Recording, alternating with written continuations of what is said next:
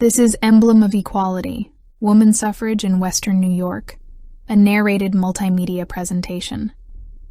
72 years, 480 campaigns in state legislatures, 277 campaigns in state party conventions, 19 campaigns in 19 successive Congresses in addition to the ratification campaign of 1919-1920.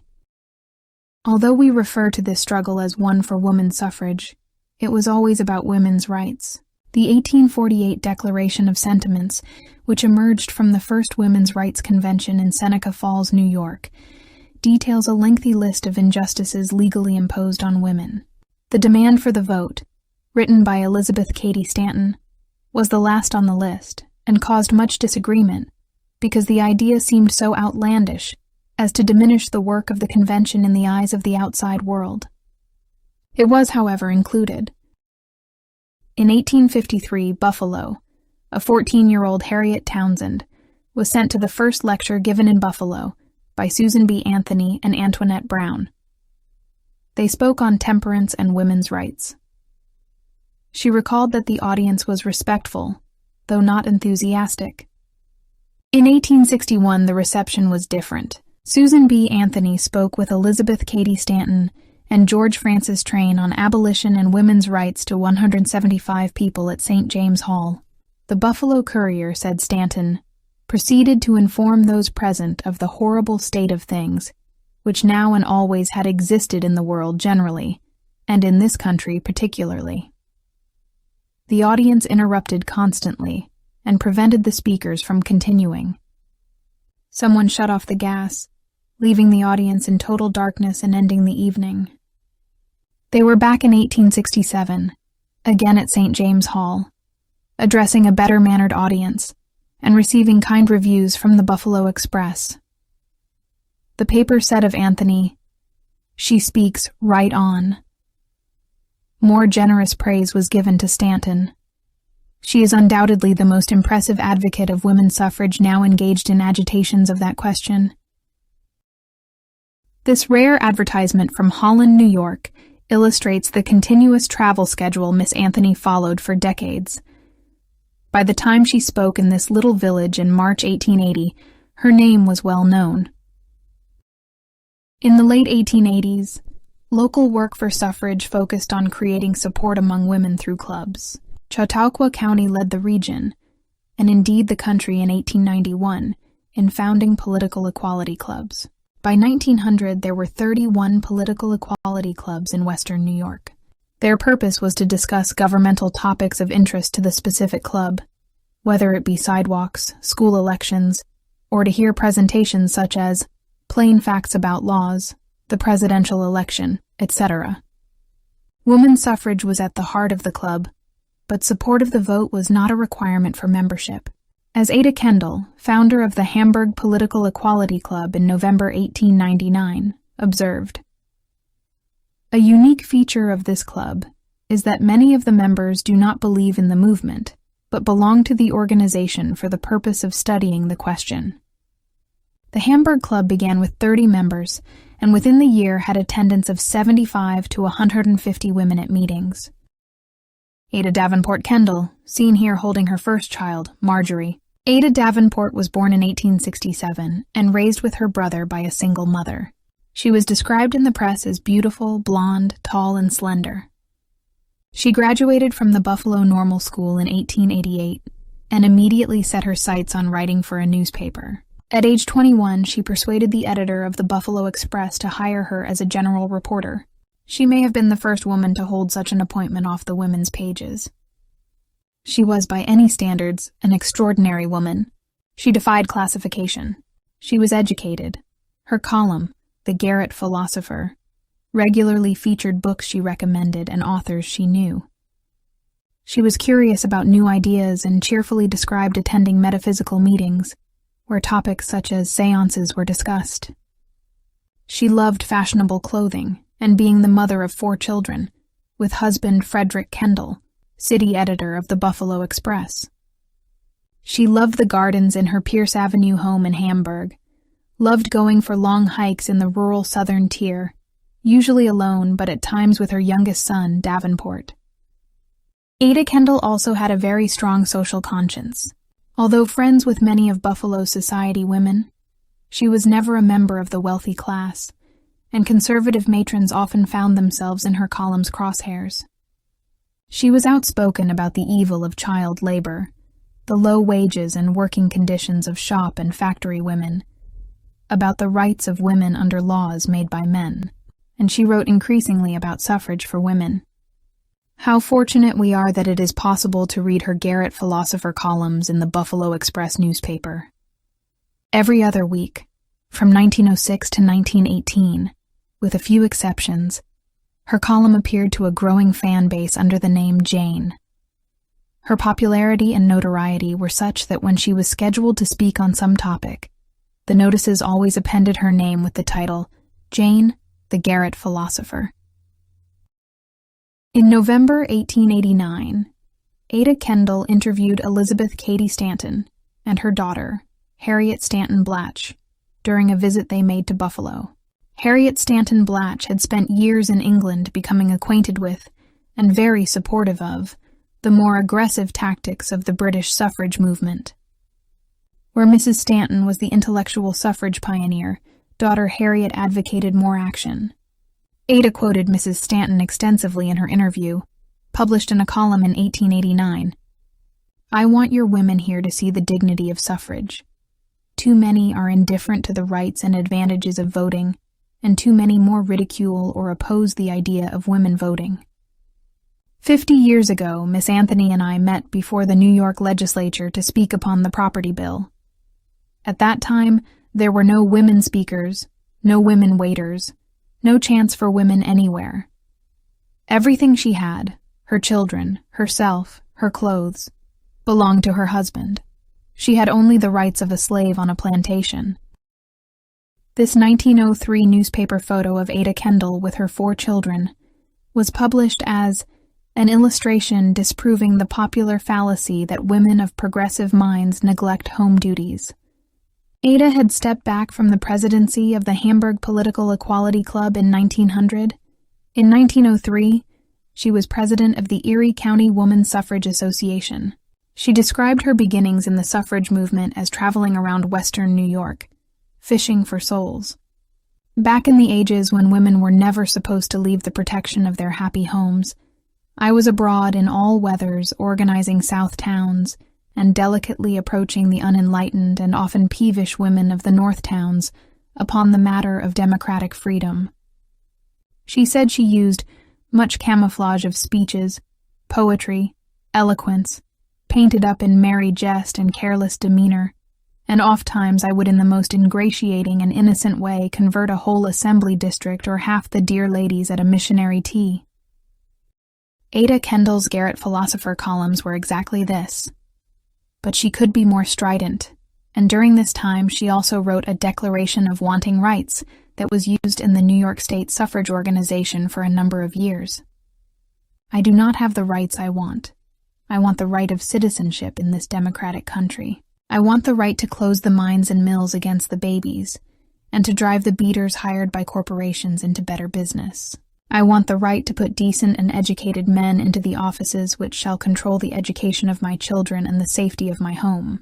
I want the right legally to own my child and my day's wages and my clothing in every state in the country. I want the right to say what shall be the tariff on my child's shoes, and whether the judge who may condemn me to prison or death shall be a wise, just man or a sleek politician.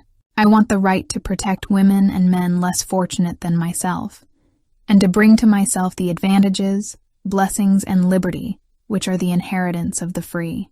I want all the rights that have to do with dignity, power, honor, usefulness, patriotism, citizenship, and I want them now." The widespread grassroots organizations of Western New York, beginning with the political equality clubs, led to the selection of Buffalo as the first New York location for the National American Woman Suffrage Association's 40th Anniversary Convention, the 60th anniversary of the 1848 Seneca Falls Convention. From October 15th to 21st, 1908, Women from across the country gathered in Buffalo to strategize and energize. The convention gave a significant boost to local membership and enthusiasm on the suffrage question. It was also a transitional gathering. All the pioneers were dead. Matilda Joslyn Gage died in 1898, Elizabeth Cady Stanton in 1902, and Susan B. Anthony died in 1906. On the stage of the New Buffalo YMCA auditorium at the opening session was a portrait of Susan B. Anthony. President Anna Howard Shaw, upon being presented a large bouquet by Buffalo's Catherine Pratt Horton, laid it on a chair in front of the portrait. Pieces of china used by the Anthony sisters were on sale as souvenirs to benefit the Susan B. Anthony Memorial Fund. Miss Anthony was being transformed into an icon. Elizabeth Cady Stanton had given birth to a daughter who would become her contribution to the next generation of suffragists, Harriet Stanton Blatch. Harriet founded the Equality League of Self-Supporting Women in 1907 and spoke stirringly at the 1908 convention of her mother's vision.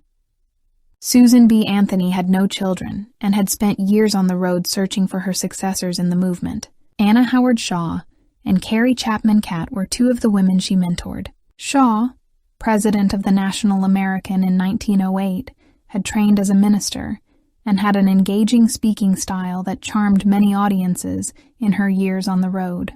Carrie Chapman Catt would be president of the National American twice and found the League of Women Voters after the 19th Amendment was passed. She was the movement's most skilled strategist and gave powerful speeches. Ada Kendall attended the convention but came away observing the change that had occurred in 15 years since she had begun suffrage work. There is the sort of woman who never goes into anything until it is very successful and popular. I am staying away from suffrage conventions these days so that I may not see too many of that variety.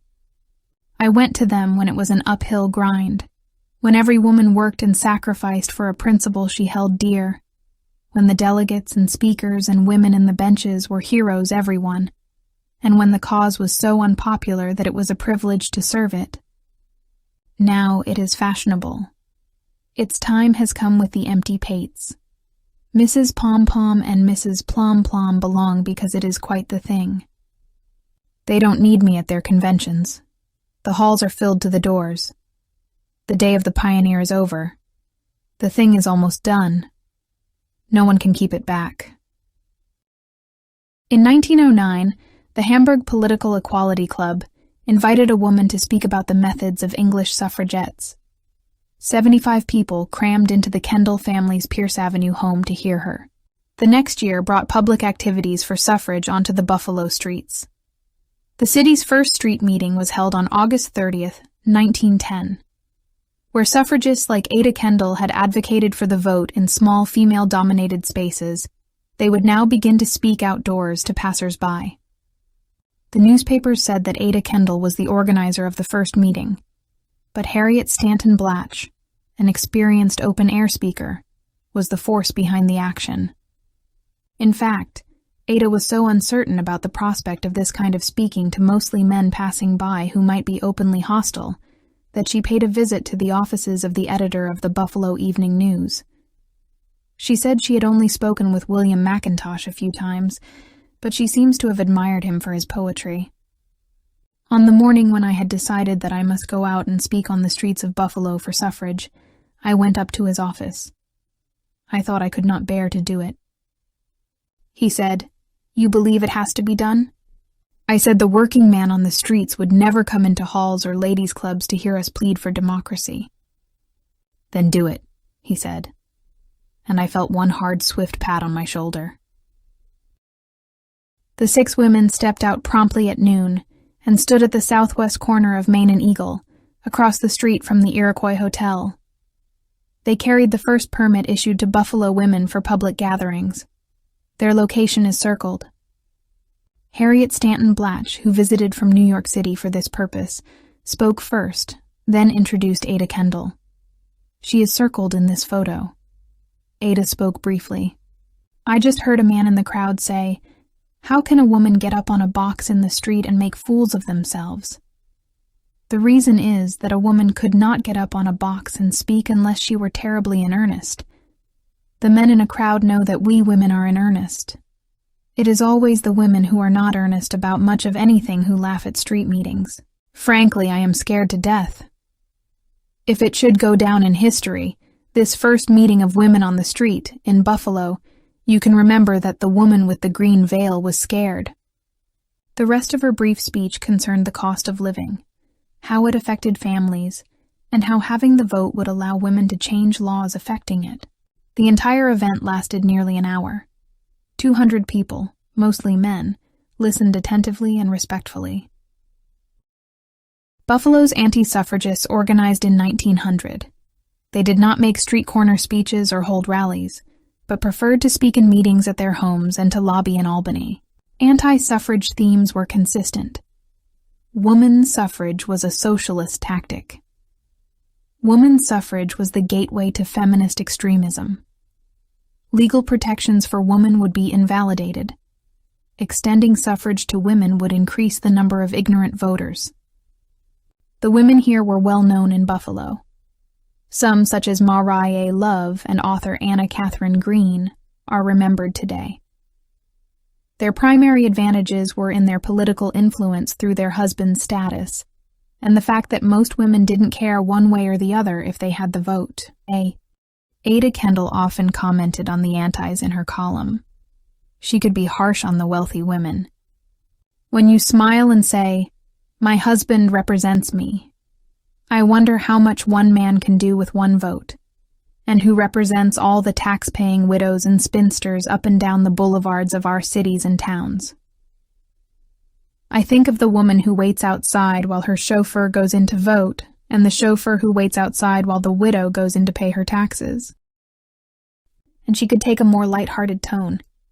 One day, when I was fuming about the child labor laws, I asked the 7th daughter of the 7th regent of a Long Island DAR chapter if she would not like to vote for a brain-bearing assemblyman. She had to have her collar loosened. She said she thought that it would be too awful when you could get all those water supply and higher education and wise curfew laws, not to mention sanitation, by the simple and wholesome manipulation of woman's sweet womanly influence. She said she did not wish to desert the bosom of her family while she went to the polls. I suggested sending him to the Buffalo Club. She wanted to know what I did with my children while I spent my time between the caucus and the legislative halls. I said, "I always shut them in the folding bed." The Buffalo Courier observed after the first Buffalo suffrage parade in 1913. 50 years earlier, any woman who dared appear in public as advocates of equal political rights of the sexes would have been subject to insult and derision. Even in 1913, marching publicly for a political cause was crossing the line between propriety and notoriety. It was not an easy thing in a city as conservative as Buffalo. And Buffalo suffragists also wondered what kind of treatment they could expect from bystanders. There had been a suffrage parade that year in Washington, D.C. on March 3rd. Alice Paul, then affiliated with the National American, organized it to coincide with the inauguration of President Woodrow Wilson. Newspapers across the country reported on the jostling and outright assaults that some marchers endured. On Flag Day, June 14, 1913, downtown Buffalo was festooned with American flags and filled with the spirit of celebration. The 1,000 suffrage marchers organized in Niagara Square and stepped out shortly after 3 o'clock. They marched up Main Street in view of 250,000 bystanders, a mass of yellow and white amidst the red, white, and blue. Ada marched with them. It just occurred to me that some of us were marching because we were proud to march. We wanted to be counted. It meant some thought and some sacrifice and some courage and some patriotism. And there were some of us who could not fail to answer to that roll call. And through the long line I saw women 70 and 80 years of age, women identified with the best of our city, women honored and loved, the mothers of Buffalo's most useful and patriotic citizens. I saw them marching behind the flag. There was no heckling or attempts to disrupt the marchers. One auntie wanted to know if I wasn't afraid of being insulted. And I said no. I had never been insulted in my life and wouldn't know how. And I thought, as I walked along, some must take the first stand in every new great movement. We have taken it. Some there must be who will march and agitate and get the question before the people. Some there must be who will blaze the way for every great reform. There is always a first time. This is the day of the courageous. Mary is not in the parade. She says she believes in suffrage, but she is afraid of anything of the kind that stirs too much opposition among the people. When we swung into Main Street, I thought of the woman who said she would have marched if she thought Buffalo was ready for a suffrage parade. I thought of the woman who is waiting to make up her mind, of the woman who will never make up her mind until the thing is easy and fashionable, of the woman who is conscientiously trying to understand the great movement, and I wished her well. I thought of the protected woman, and prayed that she use her protection and power to make defense for those hundreds of thousands of women who have been afforded no protection. I thought of those in prison, of women in sweatshops, of men going down to death through preventable diseases and bad whiskey, of the children of the rich and poor who might be saved, of little boys in mines, and of the little girl who at 15 will be taken by white slavers. I thought of children in rags and silly women in paradise plumes, and then I went marching up the street, glad indeed that my place was there. We made our protest, we took our stand, we declared for liberty. The 1914 suffrage parade, on June 6th, was a very different event. Where 1913 crowds quietly watched from the sidewalks, the 1914 crowds cheered the 3,000 marchers. There were 3 bands in the parade. Among the many divisions were Italian and Polish women in their national costume, junior leaguers, campfire girls. Groups came from Wyoming, Cattaraugus, Chautauqua, Niagara, and Orleans counties. There was a platoon of African American women, the first mention of public participation in Buffalo.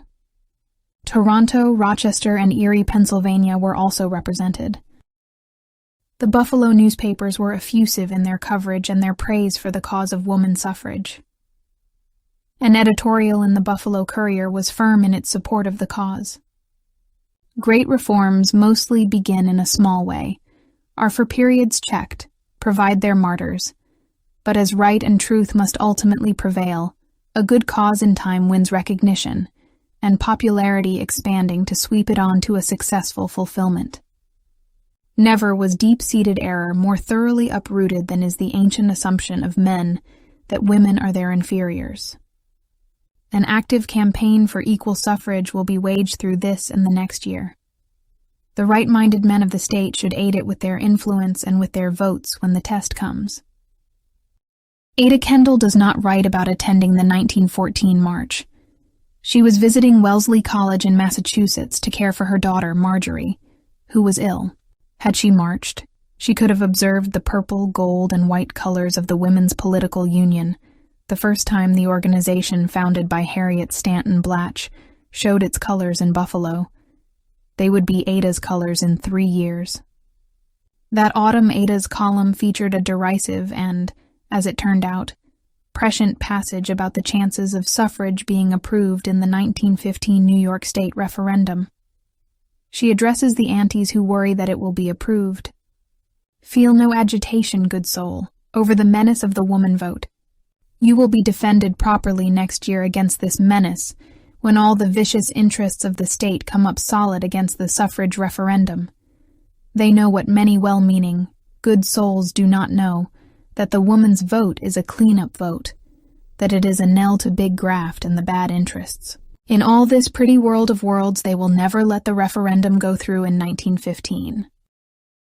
The year 1915 would be a disappointing one to suffragists, and a heart-rending one to the Kendall family. In May, the liner Lusitania was sunk by Germans, among whose casualties were Roycrofters Elbert and Alice Hubbard, close personal friends of Ada Kendall. In October, daughter Marjorie Kendall died of tuberculosis. And in November, just as Ada had predicted, the New York State referendum on woman suffrage was defeated. In Erie County, it went down by 8,000 votes. Helen Z.M. Rogers, one of Buffalo's first women lawyers, wrote a letter to the editor of a Buffalo paper afterwards. I note your editorial on Thursday entitled Suffrage Defeats. Properly speaking, there are no suffrage defeats, only delays. State suffrage leaders barely took a breath, but began campaigning again with new strategies to reach working men and ethnic communities. The U.S. declared war against Germany and its allies on April 7, 1917. 7 days earlier, Ada Kendall spoke for her fellow suffragists. Let suffrage be given to the women who pay half the freight, bear most of the war, industrial and social burdens, and who must in case of war bear the soldiers, raise them, nurse them, and bury them. The war would involve her sons. Fred Jr. was already in the Troop I Cavalry and in officer training at Madison Barracks. Youngest son Davenport joined the National Guard a month before he graduated from high school in 1917, and in July was sent to Camp Wadsworth in South Carolina for training with the 27th Division. Suffragists against the war, as was Ada, would mute their message when the country began to gear up for war work. This poster illustrates the campaign for the second New York State referendum in 1917, showing women doing their part.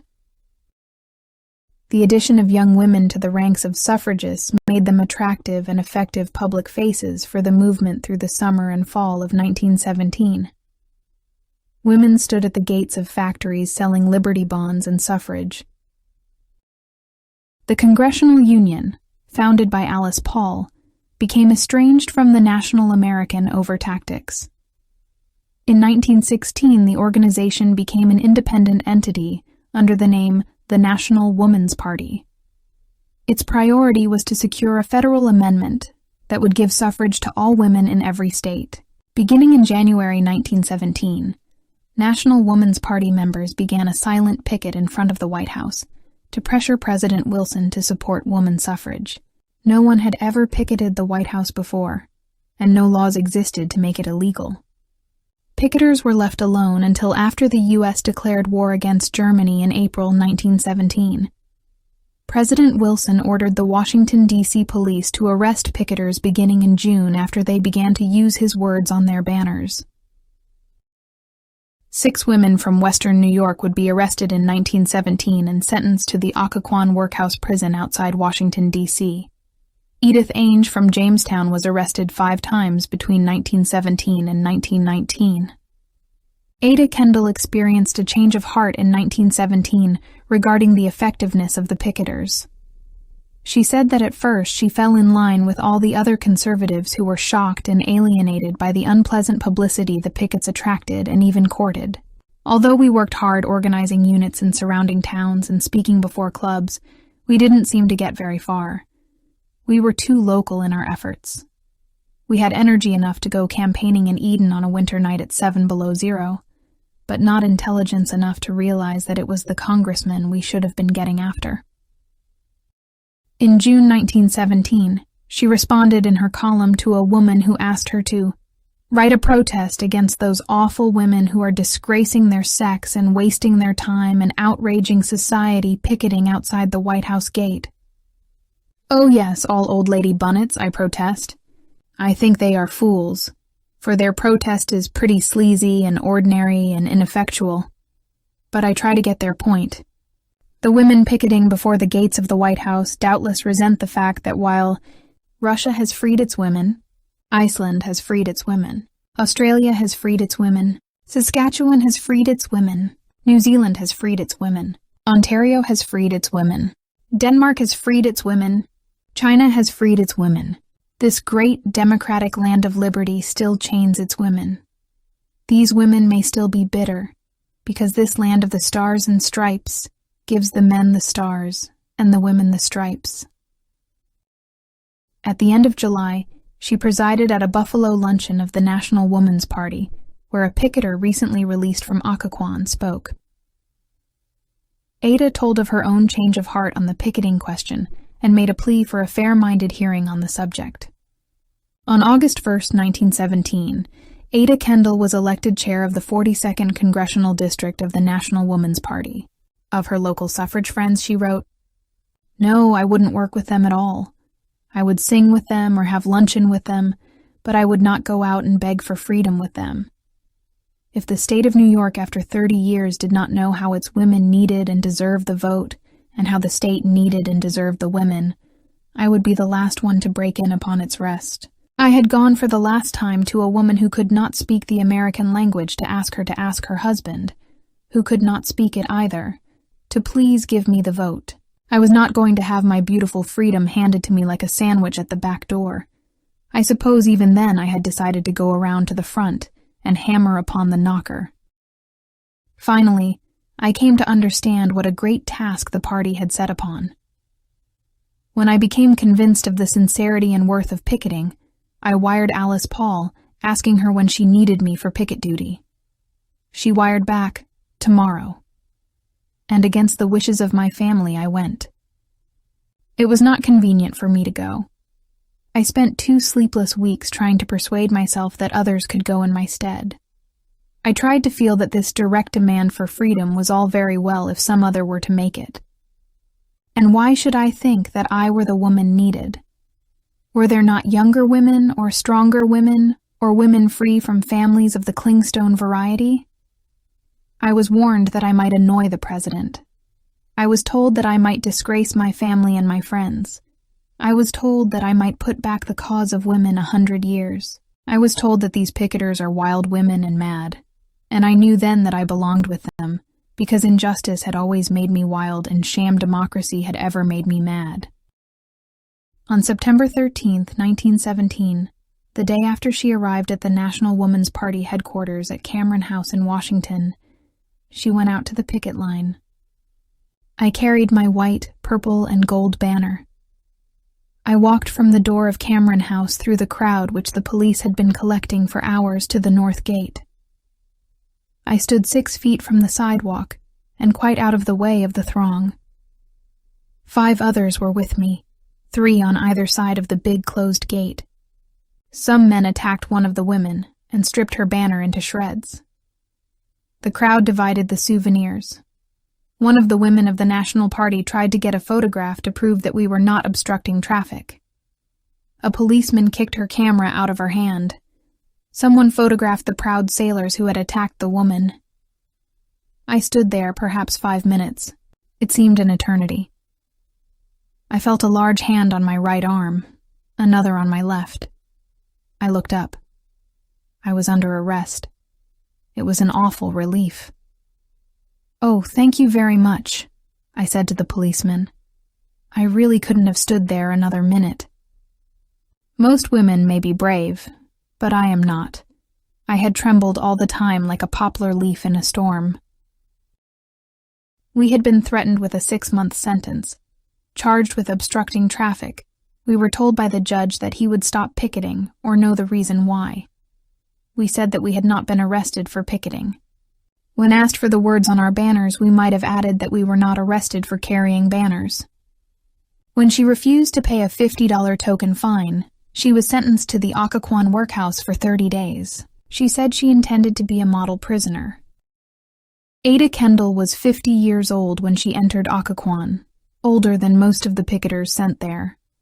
She discovered that the starvation rations, devoid of fats, sugars, and protein, were inedible. Wormy bread, rotten vegetables were served to prisoners, while the corrupt workhouse administration sold the good produce and dairy products made on the farm.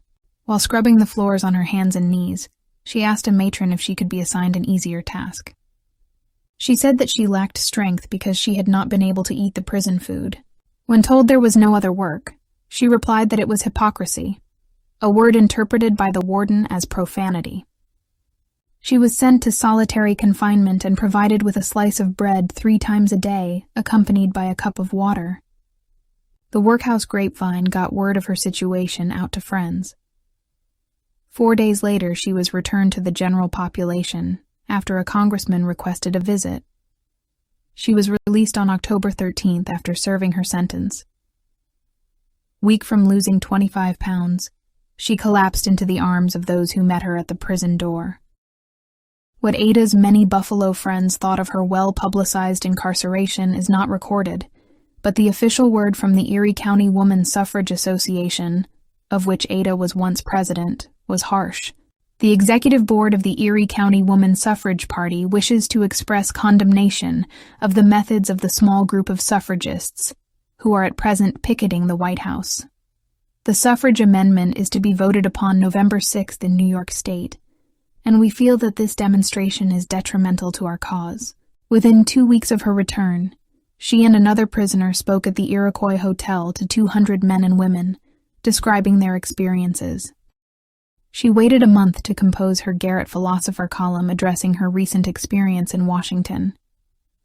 She defends the National Woman's Party and the picketers. They advocate the enfranchisement of American women by the direct, efficient, economical way, by the federal suffrage amendment.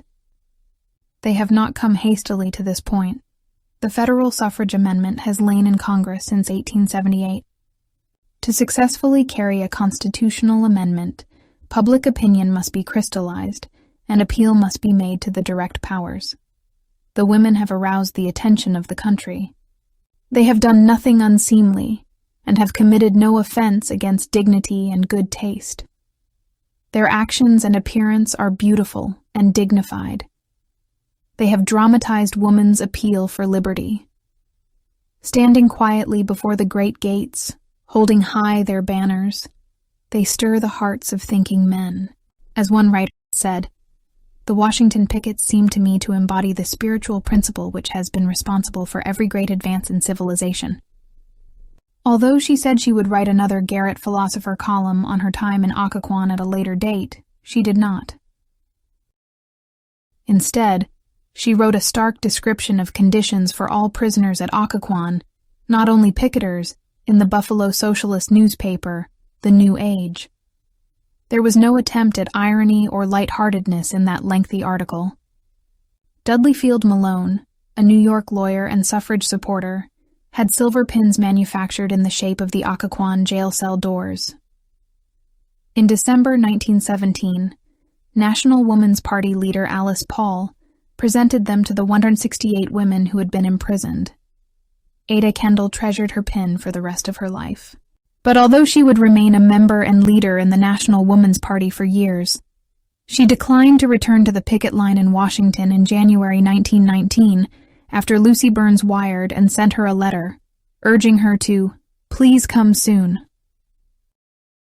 Meanwhile, in New York State, mainline suffrage leaders were working to gather support for the second referendum on women's suffrage, up for a vote on November 6, 1917.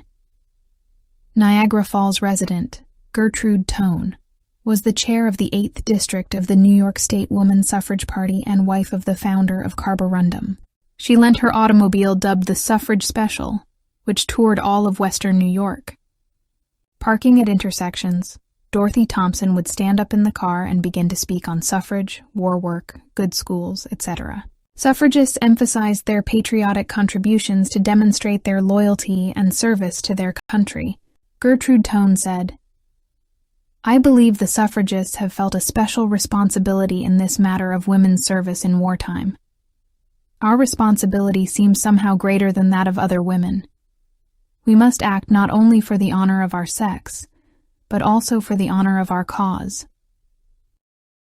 Less than 2 weeks before the scheduled New York State referendum on suffrage, President Woodrow Wilson endorsed woman suffrage.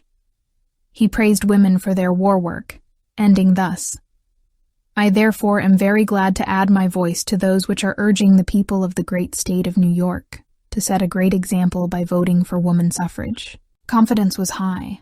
The newspapers endorsed woman suffrage. Early in the evening of November 6, 1917, it was clear that the referendum was affirmative. Women would henceforth vote in New York State. The suffragists partied in their Brisbane offices late into the evening. They turned to one another and said, "You're a voter." Ada Kendall was not present for the celebration. She was in New York City, with National Woman's Party colleagues including Alva Belmont and Katharine Houghton Hepburn, mother of the future actress. Carrie Chapman Catt, president of the National American during the final years of the suffrage campaign, proposed creating a League of Women Voters in 1919 to finish the fight. She saw the enormous challenge of creating educated women voters, and the next year, even before the ratification of the 19th Amendment was finalized, the League of Women Voters was created. Its mission was to be impartial and to promote political responsibility through informed and active participation in government. It would take 20 years of education and encouragement before the number of women voting exceeded the number of men who voted. To this day, women vote in greater numbers than men. The Erie County Woman Suffrage Party changed its name to the Erie County League of Women Voters on May 28, 1919.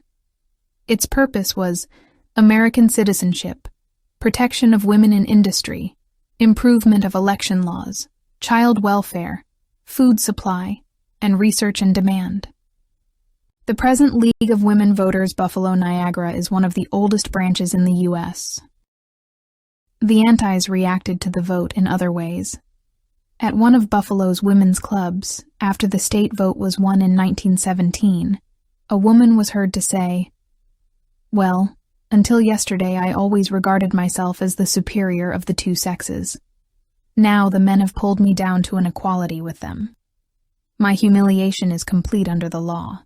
Anna Hoxie Cook, another Buffalo Anti, wrote in a letter to the editor, "Since the election which gave women the ballot, some who were opposed have said they would never go to the polls or take any interest in public affairs. This is the worst possible position that the Antis can take. We must work. We must vote." The Woman Voters Anti-Suffrage Party began campaigning for a new referendum in New York, one in which both men and women would vote on the woman suffrage question. They predicted that women would vote it down. Simultaneously, they worked to prevent the 19th Amendment from being passed, and later from being ratified. After repeated attempts to secure the votes in Congress for what was called the Anthony Amendment, the 19th Amendment was finally passed on June 4, 1919. It then went to the states for ratification, which took until August 18, 1920. The National Woman's Party created a campaign called the Prison Special, which involved formerly imprisoned picketers traveling the country by train and automobile wearing their prison garb to generate support for ratification. The woman on the left is Edith Ainge. The National Woman's Party continued to press for full equality under the law for women. They were our country's feminists, drafting 600 bills in the 1920s in state and local governments for specific rights. The first Equal Rights Amendment, written by Alice Paul, was introduced in Congress in 1923. It would be introduced in every session until 1972, when Congress approved the constitutional amendment. New York State ratified the ERA in 1972. To date, 38 states have ratified it, but the deadline has passed and Congress must approve an extension. In 2016, the home purchased by Alva Belmont in Washington, D.C. for Alice Paul and the NWP was named the Women's Equality National Monument by President Barack Obama. Many Western New York suffragists went on to achieve success in the decades after the vote was won. Some, like Kitty Cameron and Amy Jungling, ran for public office. Effie Burns also ran for public office. She was a teacher at Lafayette High School who had led the 1914 suffrage parade on horseback. She founded the Buffalo branch of the American League of Pen Women in 1919. Effie was appointed the only woman on the executive board of the National Civil Service Reform League and was very active for years in the Erie County Democratic Committee. Ada Kendall turned her attention to the war in 1918, beginning with her January column in which she said, "I hang out my service flag without a murmur. The boys I know may go. The boys I know and love may never come back." She wrote her last Garrett Philosopher column on June 9, 1918. She began by announcing her plans to go into war work full-time. "I have signed up for war work for the duration of the war." Her sons returned home safely at the end of the war. Ada went on to write for the New Republic magazine for a number of years under a pseudonym. She remained interested in new ideas and took up oil painting at age 70. Helen Z.M. Rogers was at the beginning of her long and distinguished legal career in Buffalo. She had been at the head of her class at UB Law School in the first graduating class that included women. Active in Zonta, she also lobbied in Albany for child labor laws and women on juries. She argued cases before the U.S. District Court, the New York State Court of Appeals, and was admitted to practice before the Supreme Court. She ran for Congress in 1938 and lost.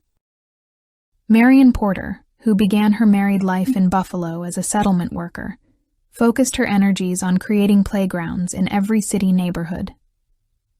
For 12 years, she worked for the City Planning Association and served as its executive secretary for 3 years. She would be called the Mother of Buffalo Playgrounds. Dorothy Thompson, state field organizer for Suffrage, left Buffalo shortly after the successful referendum in 1917. She would soon begin her career in journalism, first in print, and later also with radio broadcasts. Called the First Lady of American Journalism, Time magazine in 1938 named her the second most influential American woman after Eleanor Roosevelt.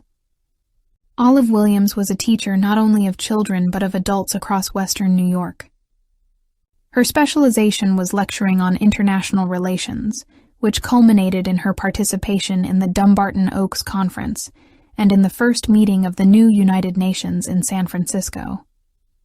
At home, concerned that development encroaching on her Irving Street neighborhood would destroy its character, she founded the North Street Community Association in 1960. It would soon become the Allentown Association, and Olive Williams would be called the First Lady of Allentown. And anti-suffragist Mariah Love? She continued her numerous charitable endeavors and agitations on behalf of Buffalo's poor. Mariah Love also would go on to vote in every election to the end of her long life. She and women of every political persuasion made their voices heard through their votes. Wasn't that what the suffragists had been about for 72 years? This concludes Emblem of Equality, Woman Suffrage in Western New York.